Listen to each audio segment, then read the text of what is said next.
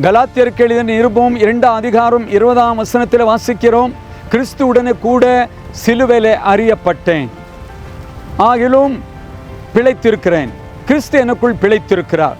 அருமையான தேவனுடைய பிள்ளைகளே, அந்த காலத்திலிருந்து நம்மை ஆண்டவர் அழைத்து அவரை நமக்கு வெளிப்படுத்தி அவரோடு கூட நம்முடைய எல்லா பாவமான காரியங்களுக்கும் மறித்து அவருக்குள்ளே பிழைக்கிறோம், கிறிஸ்துவுக்குள்ளே நிலைத்திருக்க வேண்டும்.